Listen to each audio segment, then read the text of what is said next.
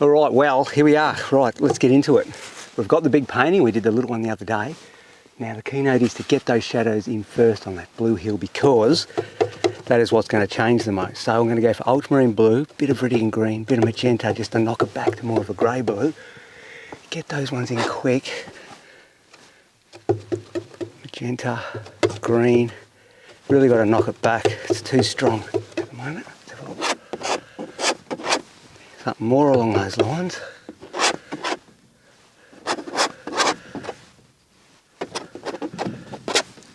Maybe a bit of burnt sienna too, to add a bit of an earthy colour as it gets closer. Just get that over there, quickly as I can. Now just move that palette knife over there. A bit more white, a bit more blue. Just going to lighten the tone now as it goes, starts to recede as it gets further back.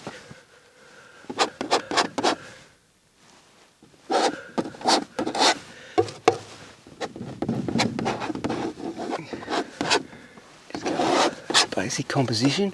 Still need to grey it a fair bit, I'm seeing. I know that orange board's putting me off mixing the colours a bit. It's because it's got orange behind the blue. It tends to be a bit of a trick of the eye as well, but anyway, let's just keep on going and see what we get. Ultramarine blue, a bit more white now to lighten that tone, because it's really starting to go back here now.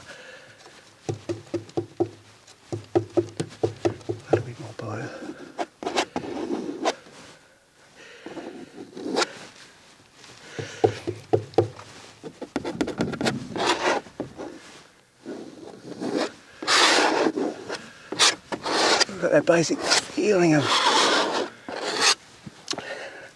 just got to work fast here today because time is of the essence. A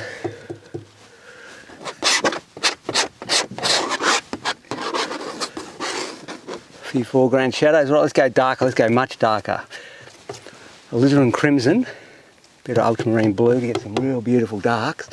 There's a nice little rocky outcrop just jutting out here, so I'll stick those shadow tones in. That'll be it. I'll stand back and have a look at that.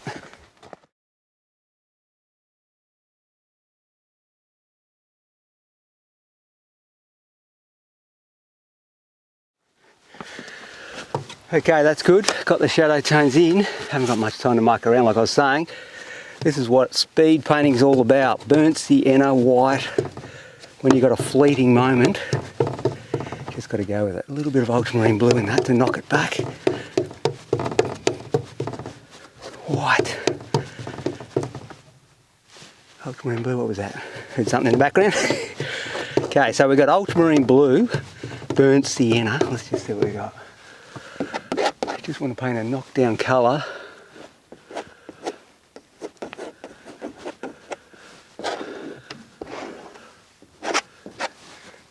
Okay, that's good. Now, just going to go up a bit higher already, so I'll introduce some yellow ochre and white. Paint's starting to fly everywhere, you little ripper, that's how it should be. Mix, mix, mix. A little bit more colour thrown in.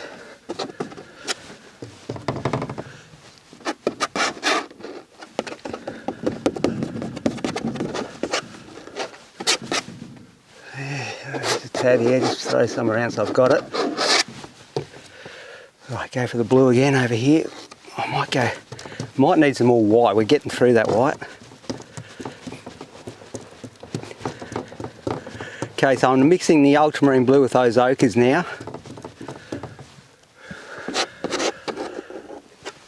Get that paint on. What do we got here? Time to muck around.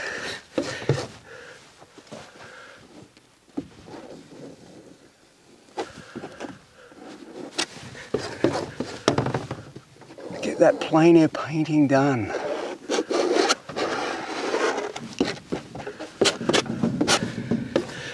Ultramarine blue, titanium white, mix, mix, mix, mix. Ultramarine blue. How much fun is this, eh? This is what plein air painting is all about. This is the bonus of the palette knife. Get that paint on. really slab it on, work out the marks later. Just got to apply the paint. More ultramarine blue, white, ultramarine blue, just darken that tone a little. Great stuff, I'm enjoying these. This is a good wake-up call. Early morning wake-up call. Ultramarine blue, magenta now, a little bit of red, so just darken it with a bit of red as it gets higher in the sky with magenta. That's not bad, we'll go with that. Get that coverage as quickly as you can, get that orange covered so it doesn't deceive your eye too much.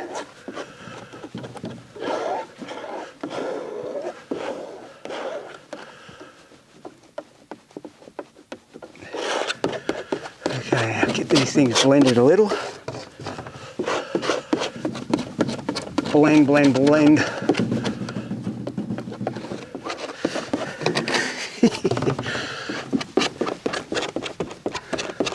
Blend, blend, blend.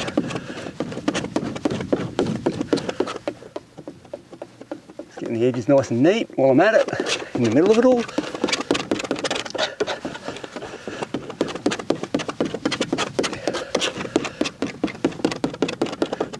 Blend, blend, blend.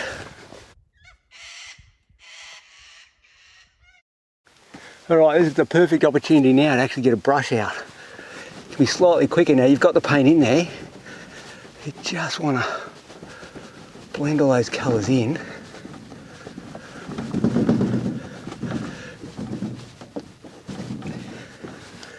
It's a good way to get everything blended quickly.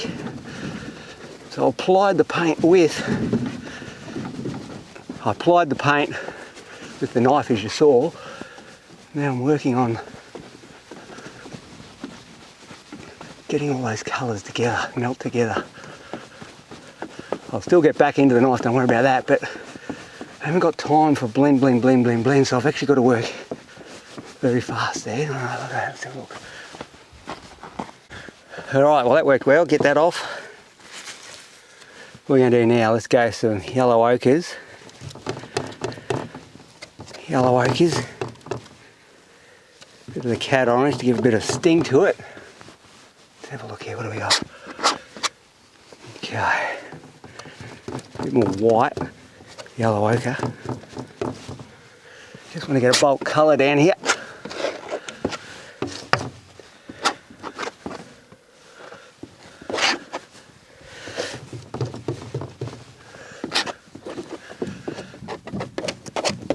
Chomp, chomp, chomp, chomp, chomp. Bit more white now. Lightly mix the magenta over here. White. Make a very light tone magenta. That's a beautiful colour that I can mix in with these. It'll knock it back. A little bit of that sky blue as well.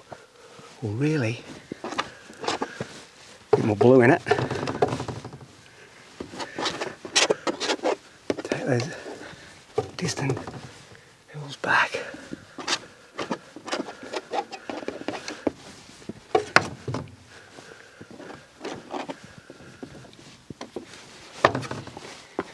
Okay, let's just have a look at that.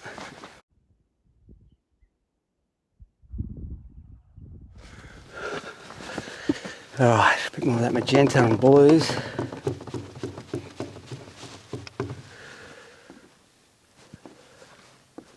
Slightly lick a few things on here. Bit of light and shadow.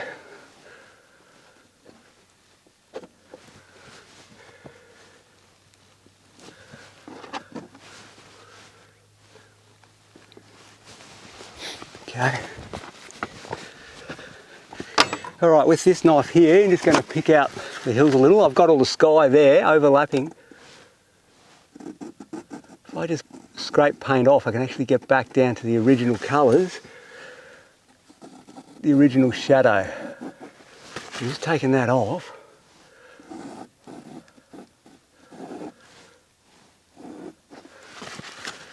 That's enabling me to really pick out the draftsmanship how I want it. Right.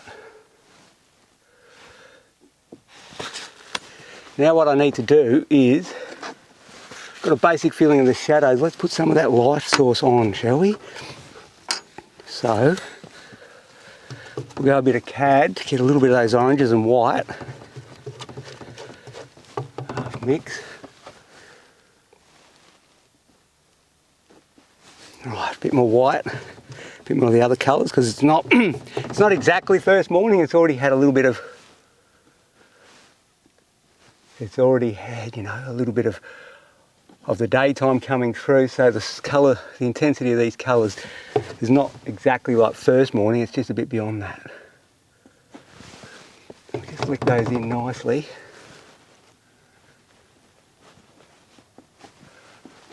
Like that. Beautiful stuff. How much fun is this? Alright, so we got that there, that there, that there. Where does that one go? Round about there. Let me just have a look what's going on.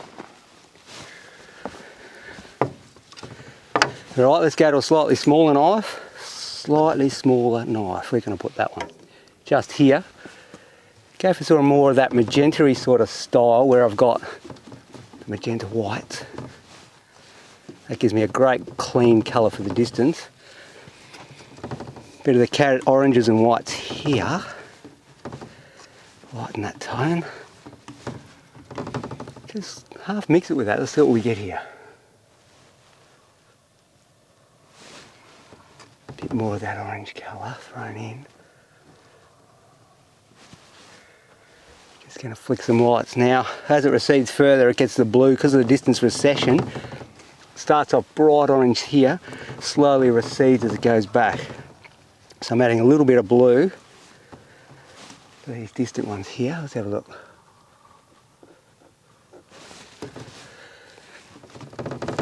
It's all subtle mixtures, so I'm just keeping adding blue and white.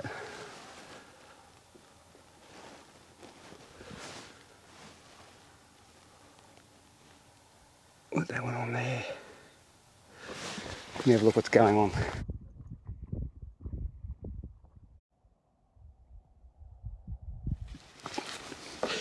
All well and good. Now, slightly greener version, so let's paint some green, a bit of magenta, viridian green and magenta and white.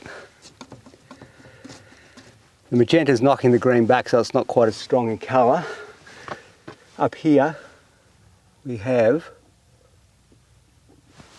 foliage, much more foliage on the hill, so I'm adding more like the tops of the green trees.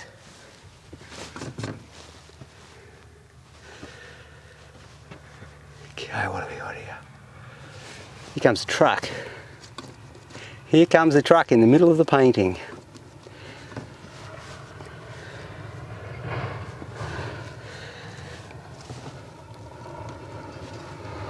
Alright, so just lighten that tone, pull it through. So that's a mixture of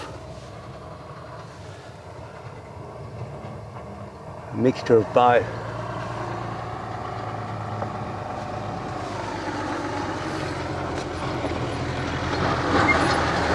Good morning. Thank you. Hey? Keeping you busy? Yeah, the light's changing, but I'm capturing it, so I'm pretty happy with what's going on. Get into it. All right, no worries. See you later, mate. Thanks a lot. No worries.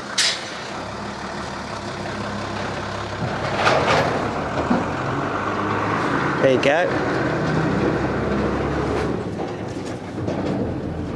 Bit of fun, the local.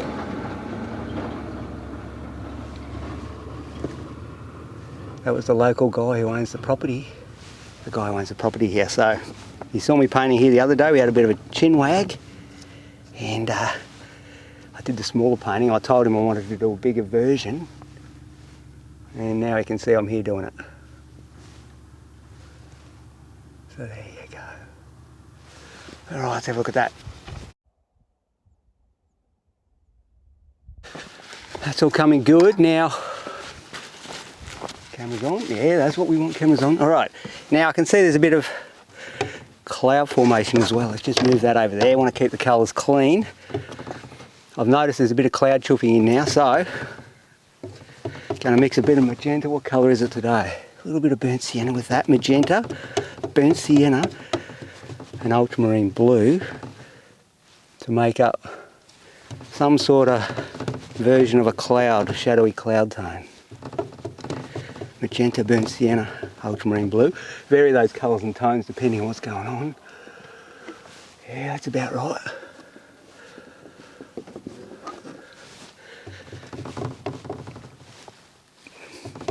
Burnt sienna, magenta.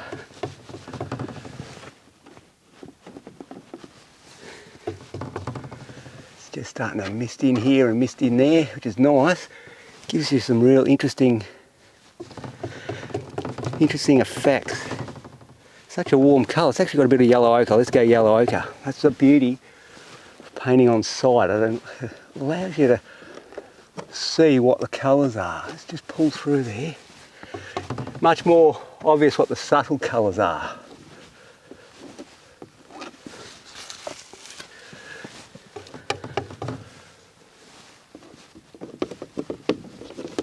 Yeah, right there.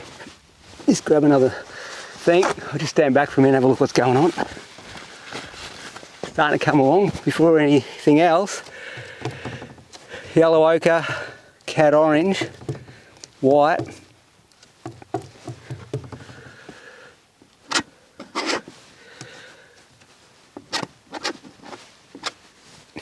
Just pulling a little bit of this foreground in.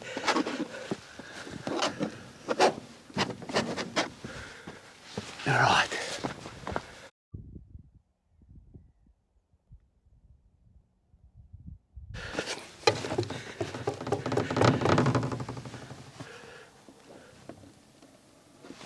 Pull that through.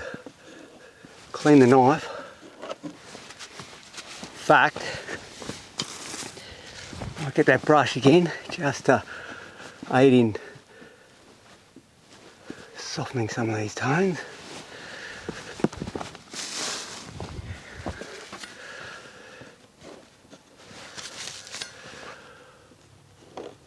Good variety in the marks. Clean that knife.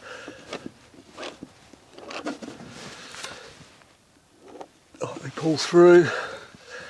Okay. Alrighty. Some white, yellow ochre. Never stops. The fun never stops. I notice there's some beautiful rocks here. So I'm just gonna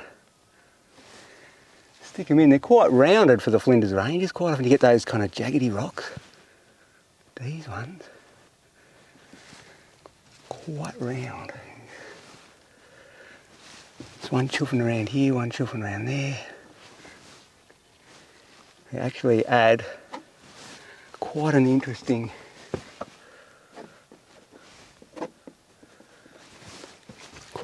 bit to the subject.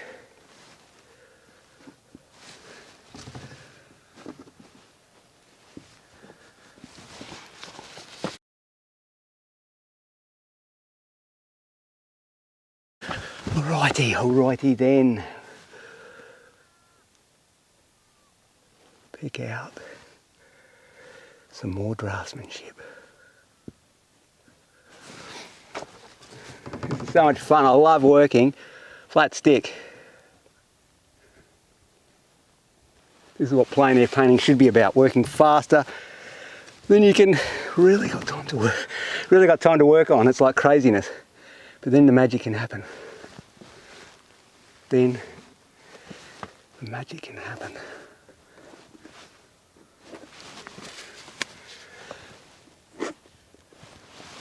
Right.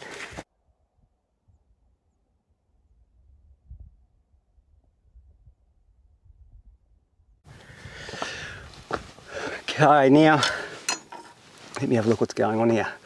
I'm loving all that rainbow effects, like in through here, because I said I got the green foliage as well as the orangey rocky hills, the combination of that green mix that I mixed up and then the magentas of the hills, they're half mixed together like a rainbow effect. And that's the thing about plein air painting, it's so random and so fast but close to accurate because I'm standing here in front of the subject. And so I feel like it's wild and out of control, but there's something more accurate about it than the studio work. It's way wilder than a studio work.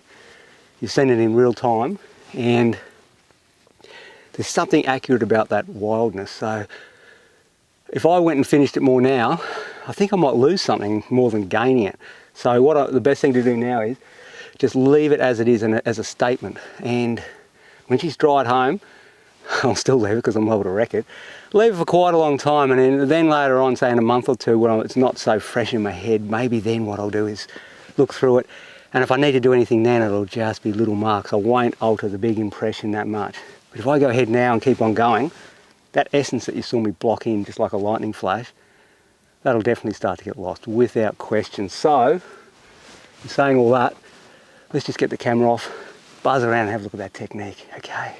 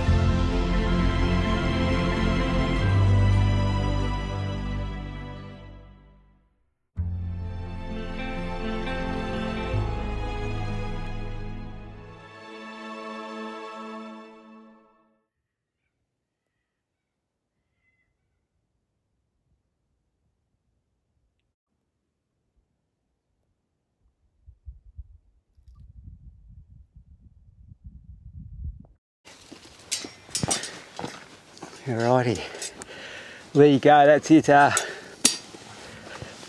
that painting done. Didn't even have a chance to have breakfast. Woke up, did a few other things and thought, right, get into it, no time for brekkie. Now I can stop and kick back and just relax and enjoy the moment. Got that painting done, really excited about that painting. That's exactly why I come out here. That is plein air painting at my best. That's what it's all about. It's being warmed up to it. It's been a couple of days now, so I'm in the zone, I'm right there, and just being super spontaneous, being in the environment for a few mornings and evenings, and just getting used to earthing with the ground and just connecting with nature, warming up with a few paintings, smaller ones maybe, whatever, and then all of a sudden, you're right, you really feel comfortable in your environment, you feel comfortable plein air painting again. Everything's coming spontaneously, and then you work and then thrash out a painting like that, and I'm really happy with that. I love painting. My favourite thing is painting absolutely enormous in tiny amount of time, and if you get that right, something magic can happen if you actually do get it right. But I'd studied that composition, so by doing the littler ones and everything, I knew exactly the flow and the line. I knew what time of day I wanted to be there and everything, so I was ready to go. Like, it was there, it was in my head, and I just wanted to get it out on canvas as quickly as I could. And that spontaneity is something that just seems to for the viewer later on looking at the painting in a gallery or whatever, it's just, there's an energy that you don't get in the studio. There's a sort of a rugged accuracy and a spontaneity, and you can see the signature of the person who's painted it. You can actually see the handwriting almost. I find quite often working in the studio can be quite stagnant, and a lot of people's work starts to become very similar to the next person. But when you're working spontaneous on a large painting, your own signature starts to come out, and that's the part I really enjoy. So absolutely happy with that painting. Now it's time for breakfast and a cuppa. Yeah, of course. Okay, let's get that fire going. There we go.